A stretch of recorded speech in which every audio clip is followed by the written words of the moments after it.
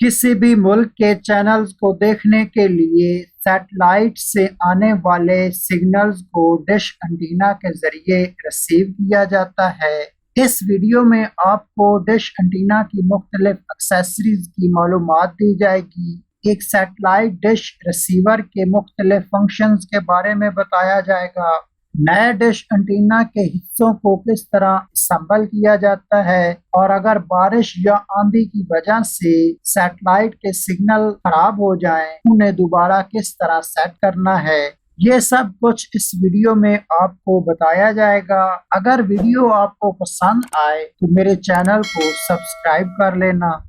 Satellite से signal हासिल करने के लिए एक प्लेट नुमा बॉडी इस्तेमाल की जाती है जिसे डिश एंटीना कहते हैं। इसके मुख्तलिफ साइज होते हैं। सबसे छोटे साइज की तकरीबन ये 2 फीट की होती है और ये मार्केट से आपको तकरीबन 500 रुपए की मिल जाएगी। इससे बड़ी 4 फीट की डिश एंटीना होती है, ये तकरीबन 1000 के लगभग आपको मिल जाएगी। इससे बड़ी 6 फीट की डिश एंटीना होती है, ये तकरीबन 1500 के लगभग आपको बाजार से मिलेगी। डिश एंटीना के दरमियान में एक छोटी सी डिवाइस लगाई जाती है जिसे LNB कहते हैं। ये 2 तरह की होती है, एक बड़े साइज की होती है, इसे C बैंड LNB कहते हैं। ये तकरीबन 500 रुपए की मिल जाती है। एक छोटे साइज की होती है, इसे KU बैंड LNB कहते हैं। ये तकरीबन 300 रुपए की मिल जाती है। आमतौर पर इनका गेन 65 dB होता है। किसी भी LNB का गेन अगर 65 dB से कम होगा तो वो LNB उतनी ज्यादा पावरफुल होगी। LNB और सैटेलाइट रिसीवर के दरमियान कनेक्शंस जोड़ने के लिए एक छोटी सी डिवाइस इस्तेमाल होती है, इसे डाइसेक कहते हैं। ये तकरीबन 100 रुपए में मिल जाती है। इसके मुख्तलिफ वर्जन होते हैं। अगर इसका वर्जन 1.0 है तो उसका मतलब है ये एक ऐसी डाइसेक है जिसके ऊपर आप 4 LNBs लगा सकते हैं। अगर इसका वर्जन 1.1 है तो इसका मतलब है ये एक ऐसी डाइसेक है जिसके साथ आप 8 LNBs जोड़ सकते हैं। इसकी दरमियान वाली हुक के साथ रिसीवर को जोड़ा जाता है और बाकी तमाम हुक्स के साथ एक एक LNBs लगाई जाती है। LNB और सैटेलाइट रिसीवर के दरमियान कनेक्शंस लगाने के लिए इस तरह की पिन्स इस्तेमाल होती हैं और कोएक्सियल वायर इस्तेमाल होती है। इस कोएक्सियल वायर के ऊपर जाली को आपने इस तरह पीछे हटा लेना है। आम बिजली की तारों की तरह आप डिश एंटीना की वायर्स को जोड़ नहीं सकते, बल्कि इनको जोड़ने के लिए इस तरह का कनेक्टर लगाना पड़ता है। अगर आप ये कनेक्टर नहीं लगाते तो आपका रिसीवर बार बार ऑफ होता रहेगा। सैटेलाइट से आने वाले सिग्नल्स को डिकोड करने के लिए एक छोटी सी डिवाइस इस्तेमाल होती है, इसे सैटेलाइट रिसीवर कहते हैं। इसे STB यानी सेटअप बॉक्स भी कहते हैं या FTA रिसीवर यानी फ्री टू एयर रिसीवर भी कहते हैं। इसकी बैक पैनल पर एक ऑन ऑफ बटन लगा होता है। USB लगाने के लिए पोर्ट होती है। ऑडियो वीडियो पिन्स लगाने के लिए पोर्ट्स बनी होती हैं। यहाँ येलो कलर वीडियो वाली पोर्ट है तो इसमें आपने येलो वाली पिन लगानी है। रेड और सफेद ये ऑडियो वाली पोर्ट हैं तो यहाँ आपने ऑडियो वाली पिन लगानी है। इसके अलावा HDMI केबल्स लगाने के लिए एक पोर्ट होती है। LNB इन वाली पोर्ट होती है, इसके साथ आपने LNB वाली वायर लगानी है। इसके अलावा अगर आप सैटेलाइट रिसीवर में इंटरनेट चलाना चाहते हैं तो सिम कार्ड डालने के लिए एक पोर्ट होती है। किसी भी चैनल को हम बाय नेम जानते हैं कि ये ARY चैनल है या ये जियो चैनल है, लेकिन सैटेलाइट रिसीवर उस चैनल को उसकी खास पैरामीटर से पहचानता है जिसे ट्रांसपोर्टर कहा जाता है या इसे मुख्तसर TP भी कहा जाता है। दुनिया के किसी भी चैनल की TP आप langsat.com से आसानी से चेक कर सकते हैं। किसी भी चैनल की ये 3 इंफॉर्मेशन बता दी जाए तो इसका मतलब है कि आप उस चैनल की TP बता रहे हैं। इसमें सबसे पहले उस चैनल की फ्रीक्वेंसी कितनी है, ये कोई नंबर होगा। उसके बाद इस चैनल की पोलैरिटी क्या है। पोलैरिटी दो किस्म की होती है, या चैनल बी पोलैरिटी पर चल रहा होगा या चैनल एच पोलैरिटी पर चल रहा होगा। इसके अलावा सिंबल रेट बताया जाता है जो कि एक नंबर होगा। जब आप langsat.com इस वेबसाइट पर जाएंगे तो यहाँ पर आपको दुनिया की हर सैटेलाइट और दुनिया के हर चैनल की मुकम्मल इंफॉर्मेशन मिलेगी। जैसे ये पाकिस्तान की अपनी सैटेलाइट पाकसैट है, इसमें सबसे पहले आपको हर चैनल की फ्रीक्वेंसी मिलेगी, उसके साथ ही उसकी पोलैरिटी भी लिखी होगी। इससे नेक्स्ट वाले बॉक्स में उस चैनल की सिंबल रेट लिखी होगी। फिर आगे चैनल का नेम और उसकी बाकी तमाम हर किस्म की इंफॉर्मेशन आपको इस वेबसाइट से मिल जाएगी। डिश टीवी के लिए इस्तेमाल होने वाली 2 फुट की एंटीना को जोड़ने के लिए ये सारे पार्ट्स इस्तेमाल होते हैं। सबसे पहले आपने रिंग नुमा हिस्से के ऊपर एल शेप वाला रॉड इस तरह लगा देना है। जिस तरफ इसका एक सुराख है उस पर ये प्लास्टिक का बना हुआ LNB का हुक लगा दें। इसके नीचे ये इसको ऊपर नीचे करने के लिए ये सपोर्ट वाला रॉड होता है, इससे लगा दें ताकि ये इसको ऊपर नीचे करने में मदद दे। इसके साथ ये 2 पतरियां होती हैं, इनको आपने इस तरह लगा देना है। इसे सहारा देने के लिए ये छोटा सा रॉड आपने इस तरह लगा देना है। फिर इसके ऊपर इसकी प्लेट लगा दें। चिपके हुए हिस्से की तरफ से नट लगाने हैं इस तरह। तो इस तरह आपने अपनी डिश एंटीना को संभल करना है। उसके बाद इस तरह आपने इसके ऊपर LNB लगा देनी है। इसी तरह 4 फीट की डिश एंटीना के मुख्तलिफ हिस्सों को जोड़ने के लिए इस तरह का आपको सामान दिया जाएगा। इसके स्टैंड पर एल शेप की पतरियां आपने इस तरह लगा देनी। उसके बाद स्टैंड को प्लेट पर रखकर इस तरह से नट लगा दें। इसके दरमियान से एक नट गुजार कर ये सपोर्ट वाले रॉड इस तरह लगा दें कि ये आसानी से इसे ऊपर नीचे करने में इस्तेमाल हो सके। फिर LNB के हॉर्न पर ये तीनों रॉड इस तरह लगाएं और इनको थोड़ा थोड़ा नीचे की तरफ टेढ़ा कर दें। इसके बाद इसे प्लेट के अंदर रख कर अच्छी तरह से नट्स लगा दें। तो इस तरह ये 4 फीट का डिश एंटीना आपका असम्बल हो जाएगा। दुनिया के तमाम सैटेलाइट जमीन के गिर्द एक खास रास्ते में गर्दिश कर रहे हैं। जिस जगह सैटेलाइट लॉन्च किया जाता है वहां उसको उसकी पोजीशन के हिसाब से एक खास डिग्री दी जाती है। ये 0 से शुरू होकर 360 डिग्री तक जाती हैं। ईस्ट की तरफ जो सैटेलाइट है उन्हीं की पोजीशन को डिस्कस करूंगा। ये 0 से शुरू होंगी, उससे फिर आगे 1 2 3 100 और इस तरह आगे ये इनकी पोजीशन बढ़ती जाएगी। जिस पोजीशन पर कोई सैटेलाइट होगा वही उसकी लोकेशन होगी। जैसे यहाँ अगर कोई सैटेलाइट है तो हम कहेंगे कि ये सैटेलाइट 50 डिग्री पर है। तो इस तरह सैटेलाइट की पोजीशन वेस्ट से शुरू होकर ईस्ट की तरफ जाती है।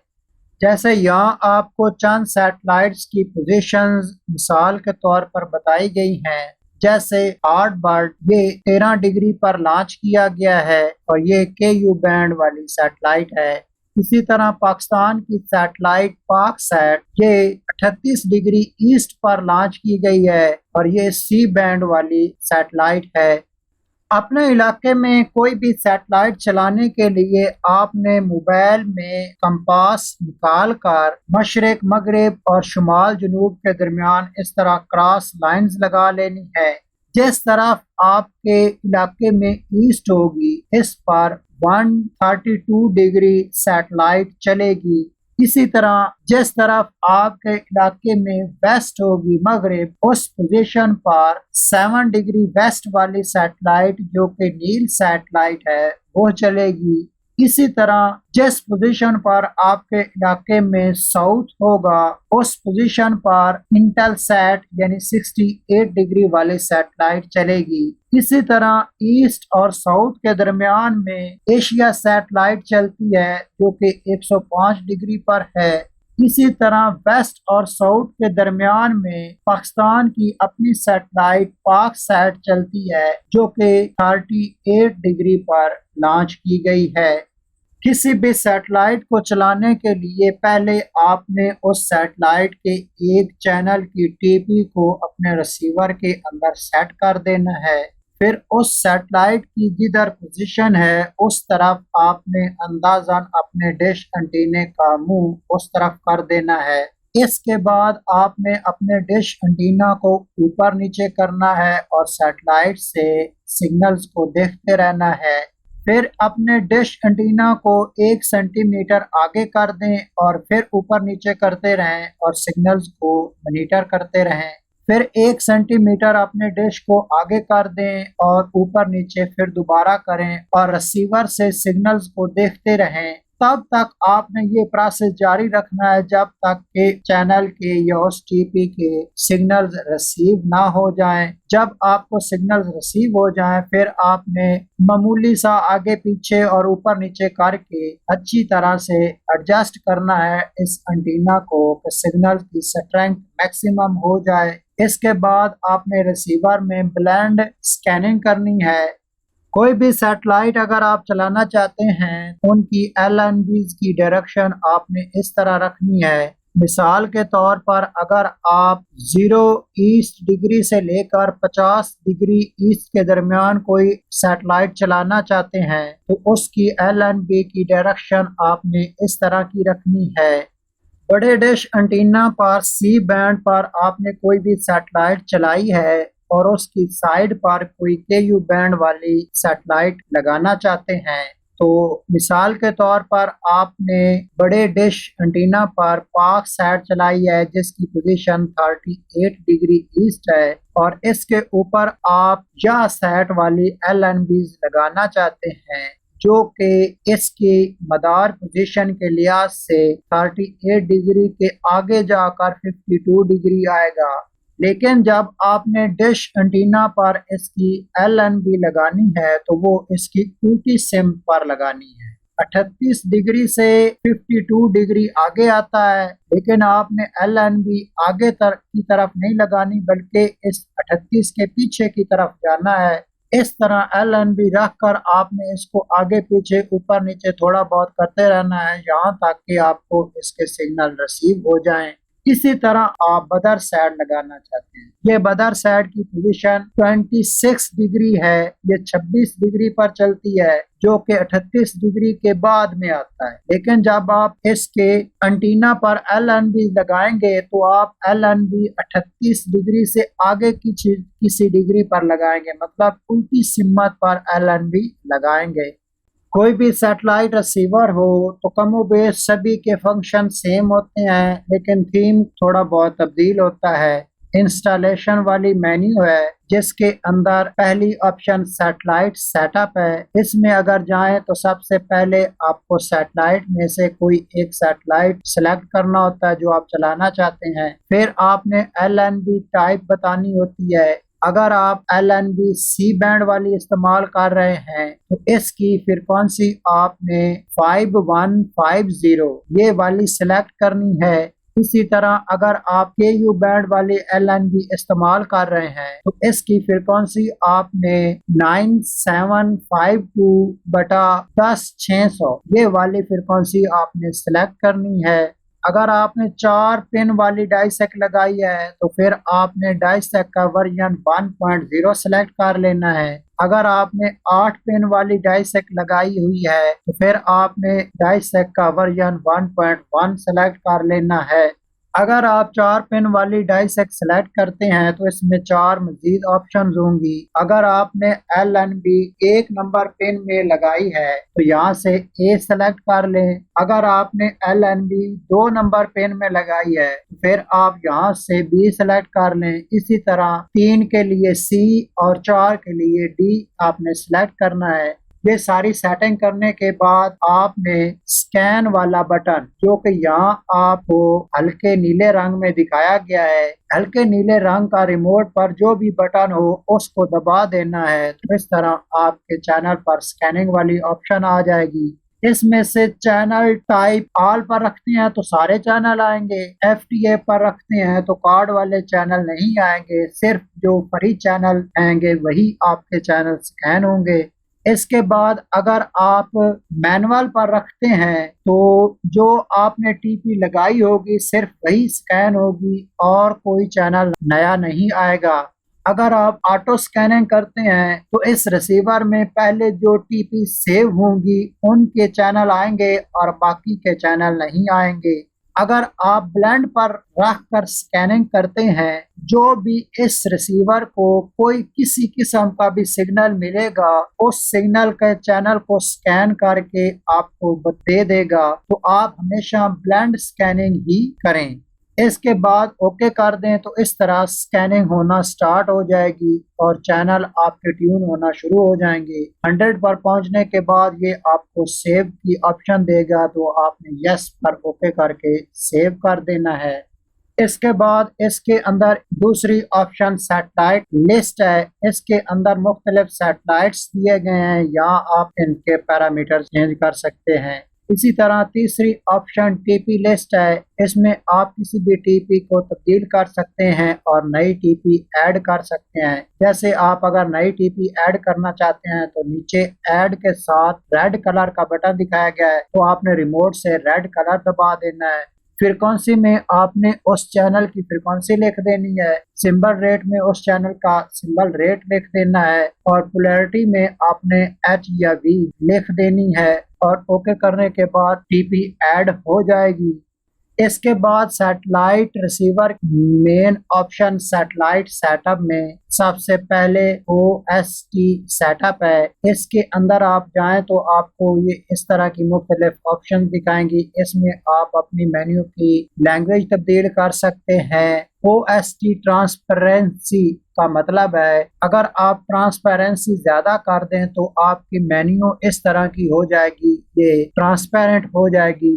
वीडियो सेटअप है, इसके अंदर इस तरह की ऑप्शन होंगी। अगर आपके टीवी सेट में चैनल्स की वीडियो बिल्कुल फिट नहीं आ रही हो, या तो वो वीडियो छोटी हो या वीडियो बड़ी हो, तो इनमें से आप फुल स्क्रीन पर कर दें या हाफ HD 16:9 को कर दें, या अगर फिर भी ना ठीक हो तो आप यहाँ वीडियो रेजोल्यूशन तब्दील करते जाएं।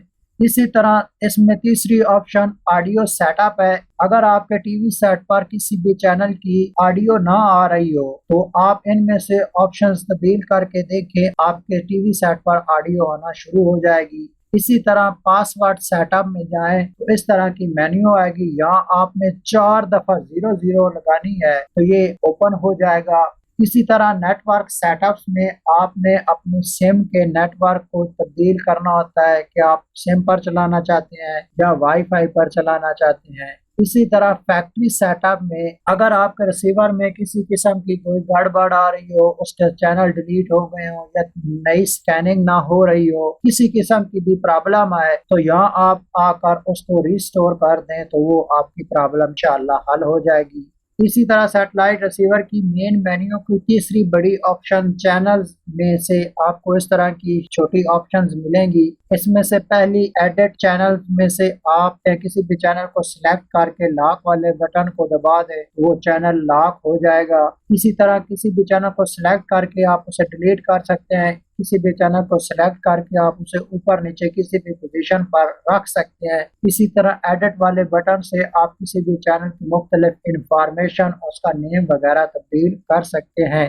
इसकी दूसरी ऑप्शन एडिट PID, इसमें आप चैनल की वीडियो PID, ऑडियो PID और PCR PID ये चैनल की मुख्तलिफ इंफॉर्मेशन होती हैं जिसे आप एडिट कर सकते हैं। इसी तरह इसकी मेन मेन्यू की चौथी ऑप्शन प्रेफरेंसेस में आपको मुख्तलिफ गेम्स, कैलकुलेटर और रिसीवर के वर्जन और सॉफ्टवेयर वगैरह के बारे में बताया जाएगा।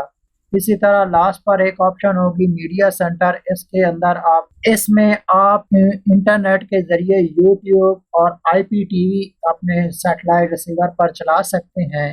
इसमें एक ऑप्शन मीडिया या USB का होगा जिससे आप अपने रिसीवर के साथ एक USB लगाकर इसमें मुख्तलिफ वीडियोस चला सकते हैं। मुअज़्ज़ज़ व्यूअर्स, अगर इस वीडियो में बताए जाने वाली तमाम इंफॉर्मेशन ने आपके इल्म में इजाफा किया है और आपको वीडियो पसंद आई है तो मेरे चैनल को सब्सक्राइब कर लें।